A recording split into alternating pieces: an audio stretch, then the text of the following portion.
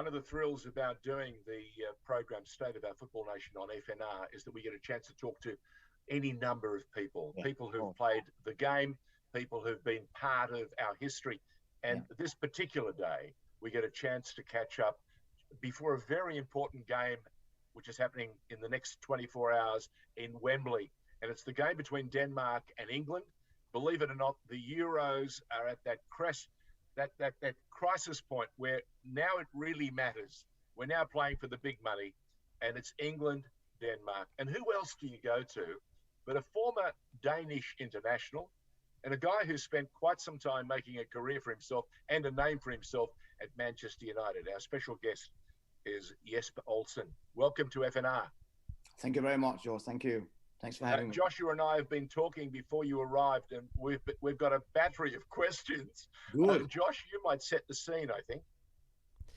Well, Denmark began the tournament in such an emotional and difficult fashion, such a traumatic fashion for all these players. How on earth are they still in this thing, given the trauma that they went through with Christian Eriksen? Yeah, Joshua, I think it's one of those things we all look back on and think that we certainly thought that we were out of the tournament when we lost 1-0 to Finland, and what happened to Christian Eriksen as well. Obviously, it was a terrible accident at the time. But I don't think, maybe long term they might have galvanized the team somehow and put in that extra energy that you get for something. When something like that happens, you're kind of playing for your teammate who is not well, obviously, for some time, and have had to have an operation as well. So I think this is certainly. I think this helped the team, actually. Yeah. Yes, but something that people don't readily give enough credence to is the quality of each and every member of this Danish side. Yeah. If you look, they're playing for some big clubs, and they've been doing it for quite some time. They're not just a bunch of young kids thrown in at the deep end. This is a seasoned football team, and the quality of their play, Josh and I have said it, they keep getting better every game. Yeah, and obviously I've lived out here now for 18, 19 years too, George. I'm not up to date with all the football in Europe either all the time. You know, we get the English Premier League, obviously, and some other bits and pieces. But when you look at the players from Denmark, and over the years, it seems that most of the players always play abroad. But some of the players in this Danish team have got some massive let's call it jobs or positions in some big teams, of course, English Premier League in Italy, in France, Germany, you name it, they're all over the place, yeah. And they certainly seem to also have found some understanding in the way they're playing. Do you know the coach? Do you have any insight as to the man himself? Because he's a teacher, and he has this wonderful gift of understanding what reverence, what empathy and what support is all about, but he also knows that there's a lesson to be learnt, and they can do it together. Yeah, I think that some of the things for a Danish coach is always that we are a smaller nation, obviously, and you respect the bigger nations for what they have done, but you don't let that stand in the way for what you want to do. And I think he's one of those guys who just believes in what systems and what players he has picked. And it seems to be working. He's mostly very calm on the sideline, I would say, and tactically they play very well. They understand football, the Danes, for sure. And the way they're brought up is in a way that, you know, if you reach a certain level, you will leave Denmark and play abroad, obviously. And that's a big, I think, applause as well to the way that the academy and the system in Denmark works, because this is looked upon as being one of the feeder grounds for a lot of European clubs. So I think he's now managed to get them together, and they play for each other. There's no doubt about it. They run for each other, and they are certainly they see maybe the end product will be something like a H.C. Andersen fairy tale at the end. I should add, we shouldn't be too surprised, because was it 92, Jesper, when they didn't qualify for the Euros? But Yugoslavia, the old Yugoslavia, was falling apart. They broke into war, and UEFA said, "Okay, Yugoslavia, there's no team, so we'll just go and call on the next option play." And Josh, you can remind me, the next option play was assembled on a bunch of beaches across Europe at the time. They were on holiday. They were indeed, and what did they do? Only went on and won the bloody thing, the Danes. What do you remember from '92, Jesper? And do you see any parallels to now? Yeah, I mean, I get this question a lot, obviously, because I actually retired in March '92. I was playing in France, and because we didn't qualify, and I had a bit of an injury, I thought maybe this is not a bad time to call it a day. And then obviously this situation appeared about Yugoslavia having the war and the problems there, and then Denmark qualify. And of course, understood a lot of the players had also been in the team. I was playing in those games at the end. And yeah, they were on holiday for sure. There was a break in the season. They'd gone away to try and relax before the next season started. And again, that's the weirdest thing. They beat all the big nations and obviously won the final. So again, how does that happen? It's the weirdest thing, isn't it? No preparation really, and then you go in and you maybe play because you've got nothing to lose. That's the other way to look at it. But it was certainly the strangest thing that happened in '92. Yeah. You know, this team that we're seeing has some hammers that they use. One of them is Christensen. When he hits the ball, he leaves a little mark on it. Yeah. And everyone knows. I think some people are saying, please don't shoot. This side doesn't lack commitment, nor does it lack courage. No, the thing I feel is that we're probably all being quite, and I don't mean ignorant in a bad way, but we certainly don't and didn't know this team at all, really. You know, the qualifiers, after COVID and all that stuff. So I think a lot of people have just been surprised about the quality. And like you said earlier, Josh, they've just gone better and better throughout the tournament. And of course, you don't play, central midfield defender for Tottenham or in a 3-back system at Chelsea without being, great players. We know Eriksen too, and Simon Kjær, who plays in Milan, like I said, and Smythe. They don't play for these teams if they're not good enough. We've got people at Brentford, Southampton, Udinese, Atalanta. Of course, Atalanta. Of course, they're good players. No doubt about it. Yeah. One who's really surprised and impressed me is Mikkel Damgaard. I'm not sure if I'm saying that correctly, but the baby-faced playmaker assassin. From Sampdoria. He's the baby-faced assassin. I think he's really made a name for himself in this tournament. He might be due a big move. Yeah, I mean, in those tournaments like this, obviously, Joshua, it's the same thing, isn't it? You're suddenly on the world map and everybody's watching, and it's, of course, you can make a name for yourself. And he's making it without trying to sacrifice any of his teamwork, because he works so hard as well. And he makes some amazing runs, and I think that's what's also been a bit of a difference in the Danish team. They're not afraid to make the runs going forward, so they opens up in the middle as well and attack quickly on the counter. So. And he certainly had a great role in the last couple of games, for sure. Yeah. England, Harry Kane spoke yesterday or the day before about Denmark, the upcoming game at Wembley, and he said, we certainly know what we're up against because we've played them twice, 1 loss, 1 win. So yeah, people should not get too overexcited by England's form, although England has been playing incrementally better football each and every game, except for Scotland, which I don't know, they went into their shell, Jesper. Yeah, they didn't want to lose to Scotland. That was the main thing, I think. The old enemy. Yeah, tension is a killer, isn't it, Jesper? What's that? Tension is a killer, isn't it?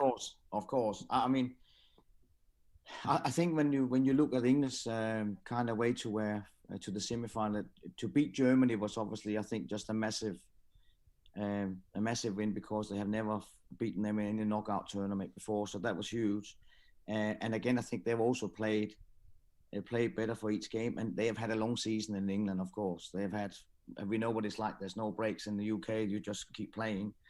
So again, to then get the energy to go in a massive tournament again, it's obviously huge. And I think Gareth Southgate has been a really calming influence on the team. He seems to know, he's been there before himself as a player, and he seems to understand the players and get the best out of them. So I think he's been a huge benefit for the team long term. And I think we have it's going to be difficult, of course. Semi-finals always are, but I believe we're the underdog in this game, and we maybe or hopefully we can surprise them. Yeah, I think the thing we look at in the English team is very much the so Luke Shaw on the left-hand side. You try not to make any free kicks on that side and not get him to make any or too many crosses in. I think that certainly he's delivered some fantastic balls into the to the strikers in the midfield. So that is one of the dangers for sure. And their aerial supremacy normally is also obviously very difficult to defend against. So it'll be an interesting game. Yeah. Well, if anyone is equipped to handle England at set pieces, it might well be Denmark, who have got some creativity of their own and some real tall timber as well. So, England might be facing a good match in that department for once. Yeah, there's a big surprise, Joshua, because we've never been known the Danes to be good in the air. So this would be the first time, I think, if we manage to do that. No, but like I said earlier, they used to play against these players, some of them week in, week out, obviously, and Schmeichel in goal as well. Yeah. So they know Schmeichel is very solid and has done some good things. But Højbjerg has surprised me. I'm a Spurs man, and I've loved all his effort this year and last year. But his role for Denmark is an eye-opener. I'm seeing him with those beautiful, long, sweeping passes that we used to get from the Belgian, Alderweireld. But Højbjerg is doing some good things for Denmark. Different role. Yeah, and maybe a bit more freedom because he's obviously playing in a different team now, and maybe also more coming out of his shell a little bit to show I can maybe do more than what I show normally as well. So I think he's done fantastic. And this is what it takes as well, isn't it? You get belief, and you're in a company in the Euros where you actually suddenly feel, well, I'm not a lesser player than any of the other players I played against. So suddenly you also get that confidence, and then obviously winning, that gives you confidence in yourself. So he's going to be a very important part of that game for sure. Yeah. Yes, but you've played international football. We haven't. We are great fans and lovers of the game. What's it like at that very top level, at that elite level?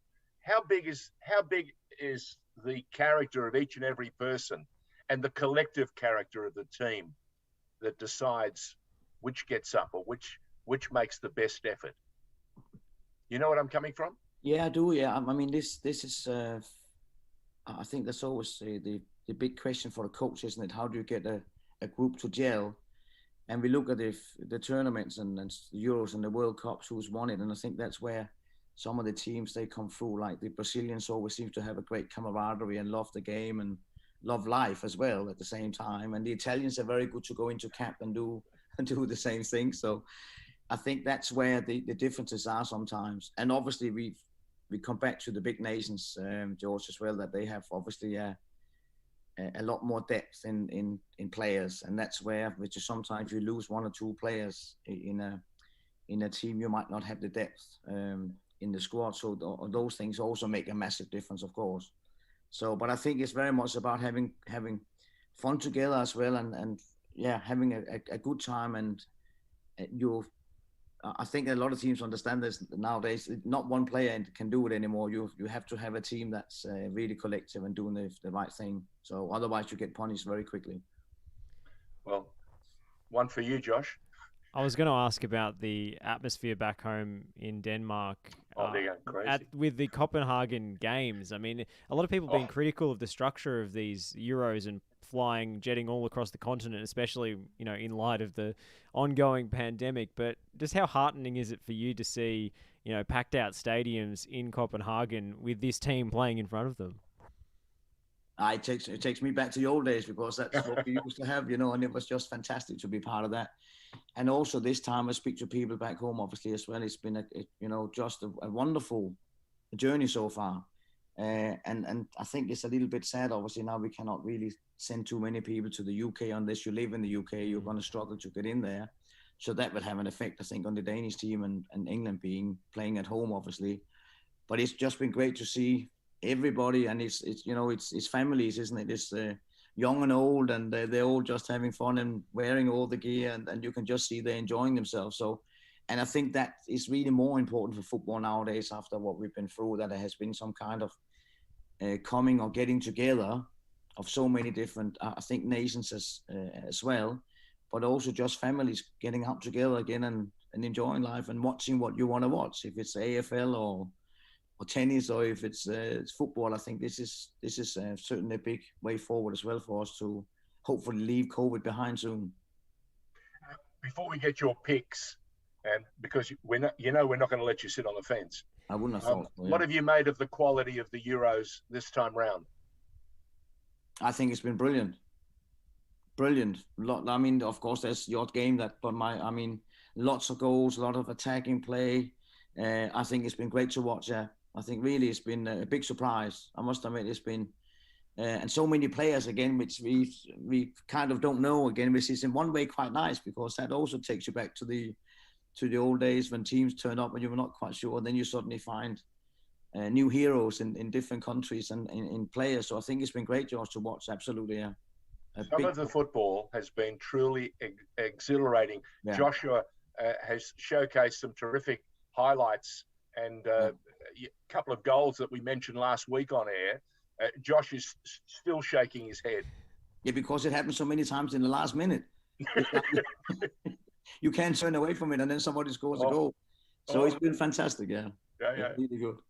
It's been a lot of fun. I mean, after such a long, prolonged season as well, I think a lot of people are quite surprised that the players still have anything left to give. But it's the fans. It's the fans. Having some fans back, having some atmosphere is just a huge difference maker, not only as a player, but also as a viewer. Absolutely. I mean, this is what we got used to, Joshua, isn't it? To watch these empty stands, and of course, it's not the same. That's what. Yes, but when you were playing, in front of big crowds. It must be almost impossible to play at that elite level, to ask that little bit more of you if there's no one in the stands. I find it amazing they've been able to play under these circumstances. So, of course, it must be the weirdest thing to run in and there's nobody there. I mean, that is, and I suppose in one way they might have got used to that, but I'm sure that this is, thank God this is back again and we can get some, but that's great, isn't it? This is what, to play for an empty stadium. We played when you were juniors and so on for an empty stadium, but not at this level. This is something different. So glad they're back. Jesper, this is it. This is the time, crunch time. You know, Italy is playing Spain. Yeah. What are your thoughts? Penalty. We'll go back to front. Italy on penalty. What are your thoughts? I think 2-2, the ordinary game, 0-0 in the extra time, and I think Italy on penalties. Oh, Josh. I like that pick. A good goalkeeper from Italy. So, I mean, Donnarumma basically covers both posts when he just stands with his arms apart. So he's got an unfair advantage. Not easy. That's right. Yeah. Well, yeah. Have you enjoyed the Italians in this tournament? I mean, they seem to be slowly getting back to their old mischievous ways with some of the chicanery that went on against the Belgians. Yeah, I love the guy that got injured, and then when they scored the goal, he got up. Immobile jumped up, didn't he? You know what Bonucci said today, George? He almost defied his name. Immobile. No, he was mobile. Yeah. You know what? You know what Bonucci said today, George? He said the goal was so good that it cured him. Did he actually see the goal, you think? I'm not sure. I don't think so. I think he still had his face buried in the grass, but he sensed it. It was ESP. Yeah. No, I mean, that's Italians they're difficult to beat, aren't they? Yeah. So you're saying Italy in penalties, eh? Yes. Okay. Here comes the hard part. We're talking to Jesper Olsen on the State of Our Football Nation, our special guest. We've pre-recorded this because it's happening tonight in our proper football calendar. So Jesper, England, Denmark at Wembley. What are you thinking? Well, my heart, obviously, I want Denmark to win, of course, and we talked about earlier in this in our chat here now that it's going to be a hugely difficult game to play at Wembley against England in the semi-final. But I believe we have a chance for sure, and I think again, I think it could go to penalties again. Yeah, and I think that will be I think then Denmark's win on penalties. Yeah, and I reckon it will be 1-1 in ordinary time, and then 0-0. Yeah, I like it. So, well, Kasper Schmeichel is a pretty intimidating man, especially when it comes to shots from 12 yards. So I wouldn't put it past him. Yeah. I certainly couldn't put it past him if I tried. That's the point. Yes, but you may have retired from football, but you still love the game. You're still committed. What are you doing these days in Australia?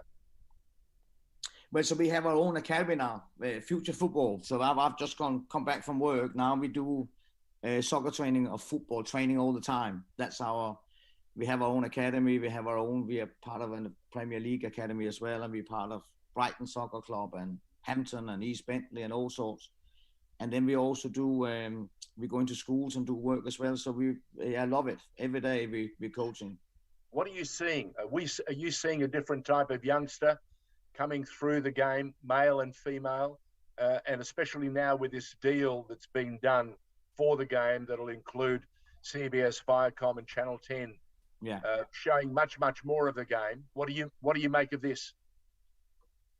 I mean, like I said earlier, Josh, I've been here now 18, 19 years, and of course we are behind. We are far behind, of course. That's, I mean, in terms of finances too, and setups and history, I suppose, and all sorts of stuff, we are far behind. But there's a lot of talent in the younger age groups coming through because they're doing more. And everybody here is trying to do more as well to try and get things organized at all levels, I suppose. The big problem is when for Denmark it's easy to sell players because they watch them all the time, and you can just jump across and watch them play and stuff like that. So yeah, we are so far away, which we always say is very good in a lot of ways, but also in some ways not great. So that's the gap we have to try and fill, and it's a big gap, of course. Yeah, we have to train more, and we have to understand in Australia, I think, that it's not about development, is about developing young players. Winning is not, it doesn't matter. If you win, it's great, but if you don't win, that's not the point. You have to try and get these young boys and girls from whatever age up to when they start becoming about winning, then you're ready. But the other bits is you have to have the tools. And that's a more important thing. Yeah. The technique, yeah? Absolutely. All that stuff. We had to drum it in, drill it in, and all the stuff we say, but it takes time, doesn't it? But that's what we have to do. That's what we have to do. Well, we've just seen an A-League season, and 11 years after Hart came into the A-League, we saw Melbourne City emerge and claim its first premiership. What did you make of the season and the grand final? Well, I think City was the best team all the way through. I think there was no doubt about that. Well organised, and obviously, you know, they look like they have a system that fits the team as well. And I think the Snowboys done a great job with them, no doubt about it. And then what's below that, obviously, for them too is really important coming through. We have to have a longer season. We have to maybe fight against the AFL and play at the same time. I don't know, but it has to be more football. Yeah, but City did a great job. Yeah, absolutely. So, and last but not least, what do you make of all the speculation and talk about a second division? Yeah, I mean, it's a bigger picture, George, isn't it? Because it has to be financially viable too. And we have such a big country here. I mean, it's amazing how big it is. You forget, you know, when you start driving in your car, and then 18 hours later you're up in Queensland, you still can drive 18 hours. So all those things have to come together, and there has to be money pumped in from somewhere, I suppose. We got the Women's World Cup coming up, which is a huge thing as well.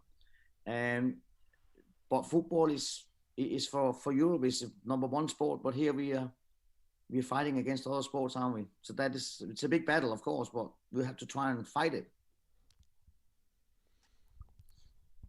Oh, Jesper, thank you so much for giving us some of your time, and best of luck to the Danes going out against a hostile crowd at Wembley. It's going to be a fantastic occasion, and we'll see if the underdog, the fairy tale, Hans Christian Andersen story of the Euros continues. Yes, of course, fingers. And thank you for having me on.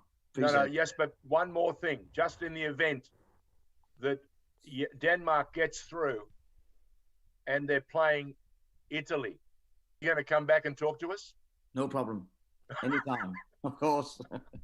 Not a problem. Fantastic. Okay. Thank you. Have a good day. Fantastic. Cheers. Jesper Olsen. Thank you.